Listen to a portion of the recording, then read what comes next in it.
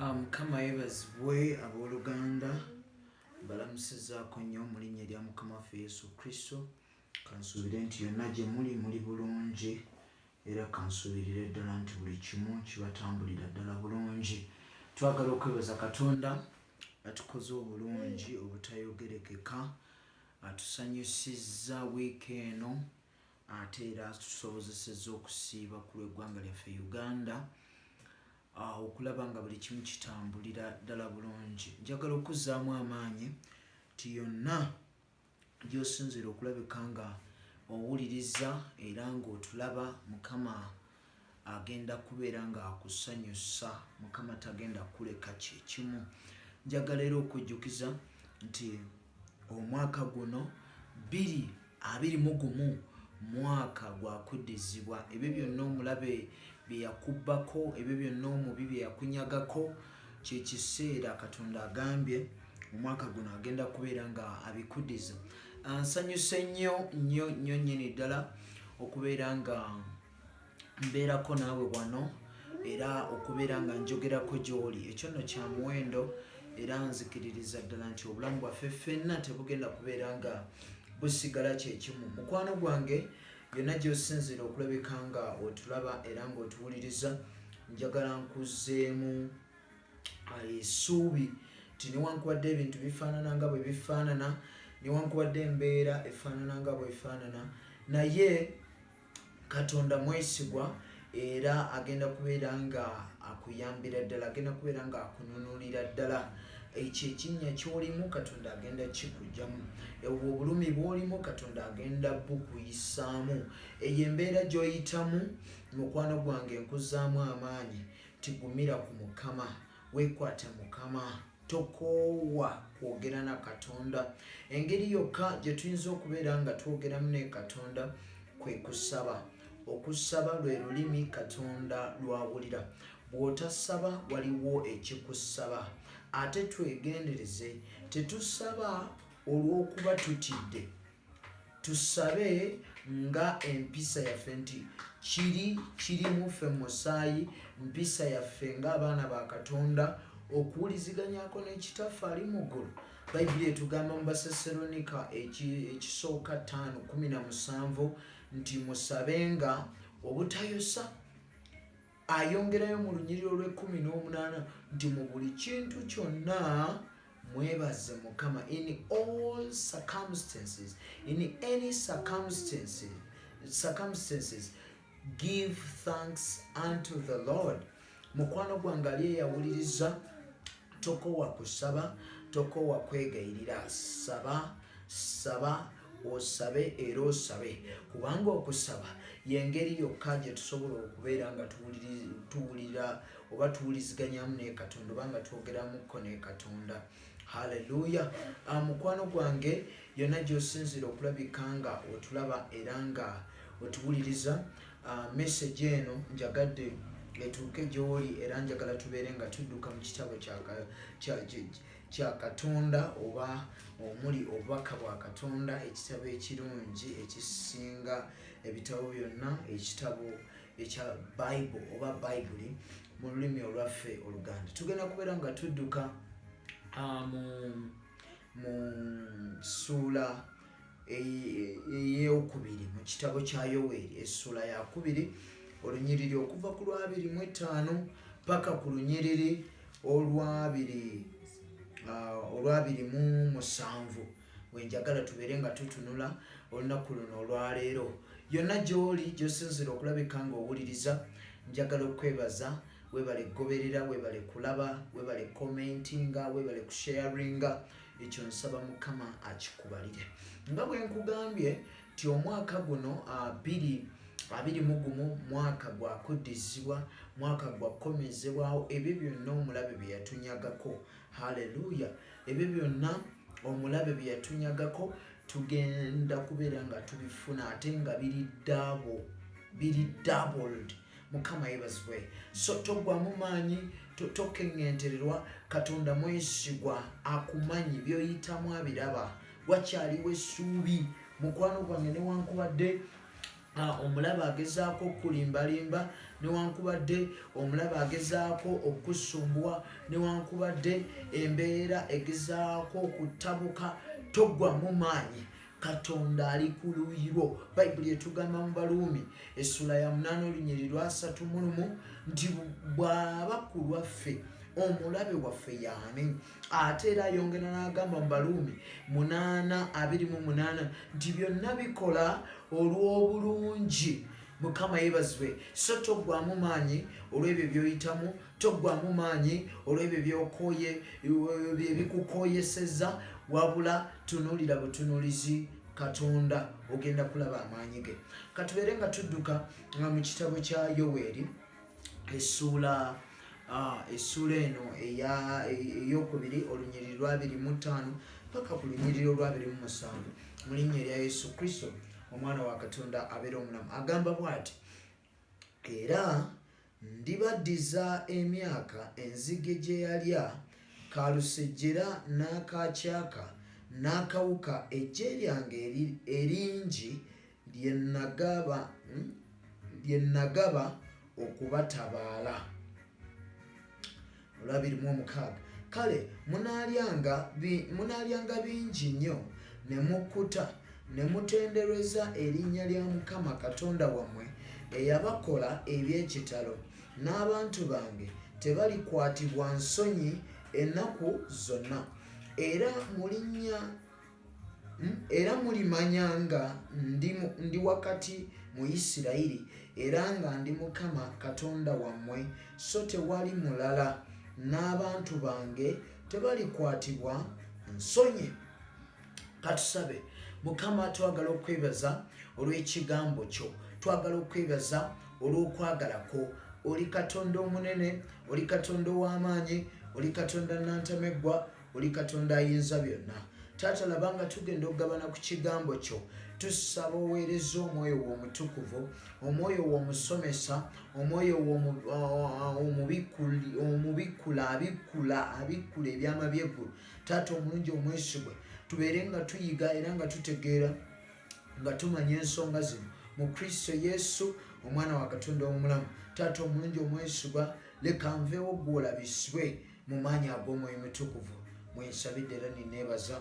Amiina era amiina. Tusomye ekigambo kya Katonda era nga tulabye ennyiriri ziri 3 zokka. Olunyiriri olusoose Bayibuli erina byeyogedde bye tugenda okubeera nga tuyitamu, n'olwokubiri n'olwokusatu, ate nno mbeere nga nva mu kifo kino. Ekitabo kino ekya Nabbi Yoweeri yakiwandiika. Bw'otunuulira emabega mu ssuula esooka ogenda kulaba nga waliwo essuula esooka n'eyokubiri waliwo bye yajjanga ayogerako, yalabulanga abantu okuleka obubi bwabwe, kwegamba alina ebintu bingi bye yalabulanga abaana ba Isirayiri. Mukama yeebazibwe. Naye tali specific nti oba yabalabula ku kibi kya bwenzi, kibi kya kuyiwa musaayi gutalina musango, kibi kya nguzi, kibi kya buyaaye, kibi kya bubbi n'ebirala ebiringa ebyo. Yagezaako okubeera nga ali general. He generalized each and every sin, for each and every sin or each and everything evil is evil before the Lord. Mukama yeebazibwe. Naye bw'atuuka wano abazaamu essuubi oba Katonda ayogera naye ng'amugamba okumuddiza ebyo byonna ebyakola kye byayonooneka. Mukama yeebazibwe. Ng'amugamba okuzza emyaka gyonna egyayonoonebwa, enzige bye yalya, kalusejjera simanyanga, nga embeera yonna gye tuzze tuyitamu abooluganda omwaka oguwedde 2020. Mukama yeebazibwe. Bingi bizze bibaawo, enzige muzirabye, akawuka mukalabye ka COVID keegiriisiza, tulabye ebintu bingi abooluganda omwaka 2020. Abamu wenjogerera bino baagobebwa dda ne ku mulimu, baafuumuulwa dda. COVID olwayingirawo emirimu mingi jaggalawo, companies nyingi ne ziggalwawo, bintu kuwamma ne byetabulatabula. Mukama yebazibwe. Naye kino omwaka guno newankubadde ebyo byonna biri bwe bityo nga bwe tubiwulidde era nga bwe twabirabako n'amaaso gaffe, omwaka guno 2020 Mukama kino kyayogera, atugambye agenda kutuddiza emyaka. Mukama yebazibwe. Enzige gye yalya agenda kutuddiza emyaka gyonna egiyonoonese, agenda tuddiza emyaka gyonna omulabe gyatunyazeeko, ebiseera byonna omulabe byayonoonye, ebiseera byonna ebyokubonaabona bye tubaddemu omwaka ogwedde n'emyaka egiwedde, kino Katonda kyagenda okukola, agenda kugituddiza.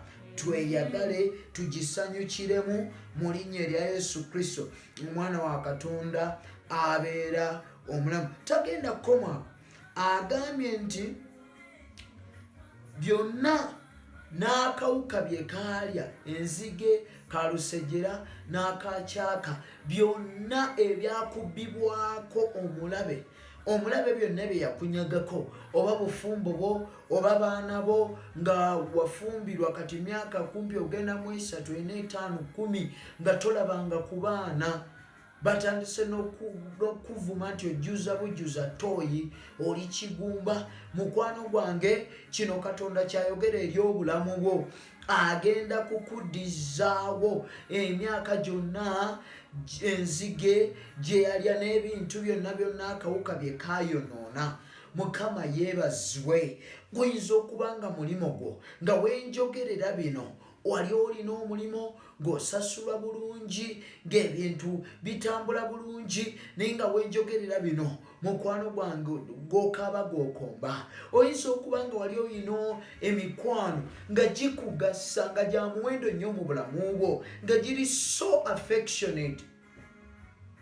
Mukama yeebazibwe. Naye olunaku luno olwaleero kino Katonda kyagamba, omwaka guno 2021 gugenda kubeera mwaka gwa kuddizibwa, gugenda kubeera mwaka gwakomezebwawo ebyo byonna omulabe bye yalya, ebyo gyonna emyaka egyafa.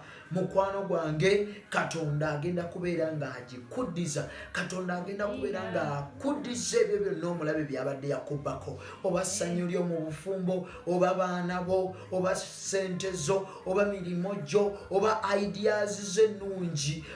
Wali olina amagezi naye nga kati abantu bonna abajjanga okwebuuza gy'oli tebakyajja kwebuuzaayo kubanga omulabe yakubbako ekirabo kye eky'amagezi. Haleluya. Mukwano gwange, njagala okuzzaamu amaanyi ti ku mulundi guli emyaka egiwedde ku lunyiriri wano, olunyiriri luno olwa 2016, agambye nti kale munaalyanga ne mukuta. Bwe munaamala okukkuta olwo nno mulyoke mutendereze erinnya lya Mukama Katonda wammwe. Mukwano gwange, oba ku mulundi guli obadde obonaabona ng'ensi ng'enjala ey'omwoyo tekola tefuna kyakulya, kwegamba olina enjala ey'omwoyo, olina enjala ey'obuliwo ng'ekyokulya kikwekubya mpi, nga tokyalina ideas, kwegamba oli awo toli mukufu, you are not satisfied. Ku mulundi guno Katonda agambye agenda kukukkusa. Ate bw'onaamala okukkuta olwo olyoke otendereze erinnya lya Mukama. Mukama yeebazibwe. Agambye nti agenda kukuwa emmere, ogenda kulya okkute. Bw'onaamala okukkuta olyoke ofune amaanyi agabuukira Mukama, agatendereza Mukama, ng'omutendereza ate si mu mubiri wabula mu mwoyo ne mu mazima. Takomye okwo, ku mulundi guli waswazibwa, wavumibwa, wajoogebwa. Ku mulundi guno Katonda agambye 2021 togenda kuswazibwa ng'osabiriza ebyokulya, ng'osabirizaawo okusula, ng'osabiriza omunyu, ng'osabiriza ekikumi, ng'ofuuse masiikini. Ebyo twabireka mu 2020.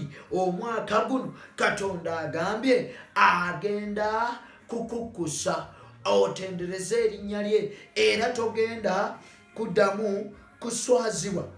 Mukama yeebazibwe. Akyerayiridde abooluganda, buli kigambo kyonna ekyava mu kamwa ka Katonda oba buli kigambo kyonna ekiva mu kamwa ka Katonda tekisobola kuddayo nga tekikoze ekyo kyakitumirwa. Ekyo ng'okitadde ku bbali, buli kisuubizo kyonna Katonda kye yasuubiza, haleluya, okukukolera agenda kituukiriza, kubanga waliwo obukakafu. Abaana ba Isirayiri bwe baali nga bava mu Misiri nga bagenda mu nsi ensuubize, bassebo ne banyabo, buli kyonna Katonda kye yabasuubiza yakituukiriza. Mukama yeebazibwe. Tujja kusomayo eyo, kiri mu kiri mu Yoswa essuula, kati tetusooka ne tusomayo Yoswa essuula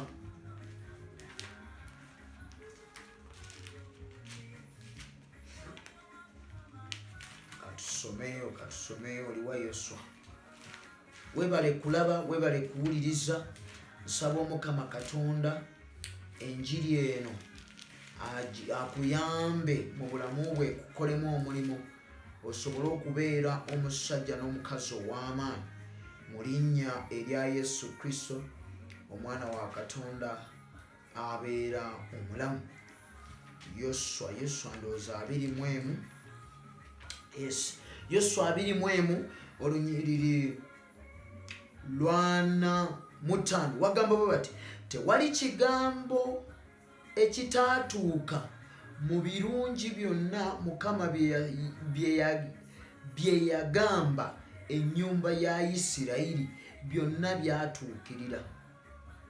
Kanduddemu, tewali kigambo ekitaatuuka mu birungi byonna Mukama bye yagamba ennyumba ya Isirayiri, byonna byatuukirira. Kati mukwano gwange, Yesu Kristo olunaku lw'olwaleero, omwaka guno, omwezi guno, Mukama yeebazibwe, 2021 ddala bw'aba yeerayiridde n'agamba nti munaalyanga ne mukkuta, olwo nno ne mulyoka mutendereza erinnya lya Mukama. Katuddemu tusomewo, kale munaalyanga bingi nnyo ne mukkuta ne mutendereza erinnya lya Mukama Katonda wammwe eyabakola eby'ekitalo, n'abantu bange tebalikwatibwa nsonyi ennaku zonna. Nti kikomye ekiswalo eby'ensonyi eby'okubeera nga abantu bajja ne baga Katonda waaliwa, Yesu waaliwa gwe wakkiriza gwe, otulimba abalokole mwepanka, Yesu waaliwa. Kati Yesu waakulokole, Yesu njagala nkujjukize siggwe asoose era siggwe yasooka okugambibwa ebigambo ebyo ne Yesu Kristo Mukama waffe baabimugamba ng'ali ku musaalaba.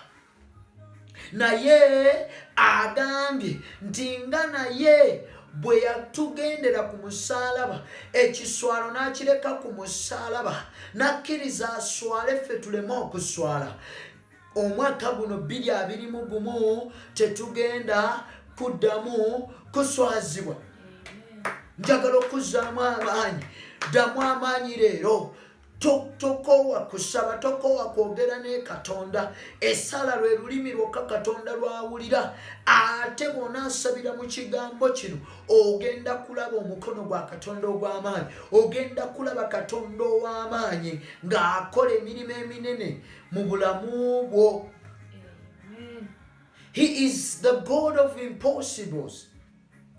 Ye Katonda w'ebitasoboka, bye tulowooza nti tebisoboka. Mukazi gwe oyinza okuba nga wenjogerera bino oswadde olw'obugumba bwo, oswadde olw'obulwadde bwe walwala, olw'ekikulukuto kye walwala, olw'embeera gy'olimu, olw'obunaku bw'olina. Naye Katonda agambye togenda kuddamu kuswazibwa 2021 paka emyaka gye gyonna gy'osigaziza ku nsi. Mukama yeebazibwe. Mukwano gwange ampuliriza, mukwano gwange gwandaba, njagala okutegeeza era njagala okuzzaamu amaanyi nti Katonda tagenda kuganya nate, tagenda kuganya mubi nate kuddamu kuswaza ekyo kikafuuwe tekigenda kuddamu kubaawo mu linnya erya Yesu. Katudduke tugende mu lunyiriri olwa 27. Era mulimanya nga ndi wakati mu Isirayiri era nga ndi Mukama Katonda wammwe, so tewali mulala, n'abantu bange tebalikwatibwa nsonyi. Atugambye nti era mulimanya nga ndi wakati mu Isirayiri. Tugenda kutegeera omwaka guno nze naawe tugenda kutegeerera ddala nti Katonda ali mu masekkati gaffe, ti Katonda ali mu senta y'obulamu bwaffe, that God is in the center of our life. Mukama yebazibwe. Ekyo tugenda kukiraba. Takomye okwo era tugenda kutegeera nti ddala yes, this is our God, our Lord, our Savior, our Master. Mukama yebazibwe. Hallelujah. Era tugenda kutegeerera ddala nti tewali Katonda mulala ng'oggyeko Katonda owaffe. Ekyo nakyo kikulu. Abantu bangi Katonda abakoledde ebinene bingi, ne bamaliriza nga bagulumiza Sitaani. Abantu bangi Katonda abakoledde ebyewuunyo biyitirivu, abakozi obulungi obutayogerekeka, ne bawunzika nga bawanye Sitaani. Mukama yebazibwe. Ne ku mulundi guno agambye nti tugenda kutegeera nga bw'ali Katonda waffe era nga bw'ali mu masekkati gaffe. Era akizzeemu nti era abantu bange tebalikwatibwa nsonyi. Mukwano gwange njagala okuzzaamu amaanyi. Simanyi kiki kyobadde oswala, simanyi kiki kibadde kikuswaza, simanyi kiki kibadde kyakukuba kiswalo, oba butasaba, I don't know. Kyonna kyobadde waswalamu, oba landiroodi ng'obadde mupangisa ng'oli mupangisa, oba bulwadde nga bwe bubadde bukuswaza. Bambi mukazi wattu oyinza okuba ng'obaddeyo ng'obadde okubwa ensimbu, obadde olina ekikulukuto, obadde olina obulwadde bwe walwala musajja wattu, naye ku mulundi guno 2021 n'emyaka gyo gyonna gy'osigaza ku nsi, ogenda kugulumiza erinnya lya Mukama, ogenda kulanga ebirungi bya Katonda, ogenda okutambula mu nguudo ng'oyimba ku bulungi bwa Mukama, kubanga agenda kusanyusa, agenda kujjako ekiswalo, agenda kuwa emmere oli okutte ate omale otendereza erinnya lye, agenda kuddiza emyaka enzige n'ekakyaka n'akalusejjera gye yalya. Mukama yebazibwe. Ogenda kulaba omukono gwa Katonda ogw'amaanyi. Ebyo byonna ebyakufaako, egyo gyonna emikwano egyakugendako, eyo embeera eyakutuukako n'ekusobera, ebyo byonna Katonda agambye agenda bikuddiza. Sigenda kulabika nga nsukkako wano, kansabekoko naawe mu linnya erya Yesu Kristo okusinziira mu kigambo ekyo. Mukama Katonda omulungi omwesigwa omutukuvu wa Isirayiri, tukusinza, tukugulumiza, tukuwa ekitiibwa kubanga oli w'amaanyi era oli wanjawulo. Taata omulungi omwesigwa otugambye mu kigambo kyo era otusuubiza nti ebyo byonna omulabe bye yatunyagako, ebyo byonna emyaka gyonna enzige n'ekakyaka gye kaalya, mu linnya erya Yesu ogenda gituddiza, ogenda tuddiza essanyu lyaffe, ogenda tuddiza bizinesi zaffe, ogenda tuddiza emirimu gyaffe, ogenda tusanyusa omwaka guno. Taata omulungi omwesigwa tokomye okwo, otusuubiziza nti ogenda tukusa. You are going to satisfy us, and after getting satisfied we shall praise your name, we shall praise you, our God. Lord my God, you've said that you are not going to let us go into shame again. We are not going to be put to shame again. We are not going to be put to shame again. We are going to be farther away from shame. In the name of Jesus, Tato Mulungi omwesigwa, you have told us that we are going to know that you are the Lord amidst us. We are going to testify. We are going to celebrate you. We are going to exalt you for your wondrous deeds, for your wondrous dealings. In the name of Jesus, Manyi Mukama, ogenda tutemera ekubo weritali, ogenda kugazia ensalo zaffe, ogenda kutuddiza emyaka gyonna, enzige ze yalya, essanyu lyaffe, emirimu gyaffe, amaka gaffe, abaana baffe. Taata omulungi omwesigwa, ababadde abagumba, kaakano embuto zaabwe ozisumulula, omulabe ezabadde yasiba ozisumulula, buli kisuubizo kyonna suubiza mu bulamu bw'omukazi oyo, mu bulamu bw'omusajja oyo, mu bulamu bwaffe Mukama, ogenda kukituukiriza mu linnya erya Yesu Kristo, omwana wa Katonda abeera omulamu. Weebale Yesu, weebale Kabaka w'abakabaka. Abantu ba Katonda ne bagamba nti amiina. Mukama akumpeera ennyo omukisa era akunjagalire. Tukwatagana olundi Katonda lw'anaabakkiriza, in the name of Jesus. Bye-bye. Osobola okuba ng'oli eyo by the way nga sinnabasiibula, nga weetaaga okwogerako naffe ku WhatsApp, oba nga weetaaga okubaako ensonga yonna yonna gy'otugamba. Ennamba yaffe eya WhatsApp eri +256 755 34 14 36. Njiddamu +256 755 34 14 36. Ye namba yaffe ya WhatsApp. Osobola okubeera ng'ojja n'otuleetera prayer request yo. Nga Bayibuli beegamba nti muleete ensonga zammwe ez'amaanyi. Bring out your great reasons so that and present them unto the Lord. You know, present your great reasons unto the Lord. So mukwano gwange naawe ali eyawuliriza, osobola okuleeta ensonga ye y'amaanyi ne tugisabira mu linnya erya Yesu Kristo. Ndabye Katonda ng'akola ebinene, ndabye Katonda ng'akolera abantu, ndabye Katonda ng'akola ebikulu mu bulamu bwange. Naawe nzikiriza Katonda gwe nsinza, naawe asobola okukukolera. Nkwagaliza akaseera akalungi, nkwagaliza akaseera akasuffu. Mukama akunjagalire era akumpeere byonna by'osinga okwagala. Ebyo emmeeme eyo bye yayaanira mu maanyi ag'Omwoyo Mutukuvu. Guno omwaka 2021 nkugambye mwaka gwa kuddizibwa. It is a year of divine restoration. It is a year of great restoration. People are going to be restored. Your life is going to be restored. Everything of you is going to be restored in the name of Jesus Christ. God bless you. We love you so much.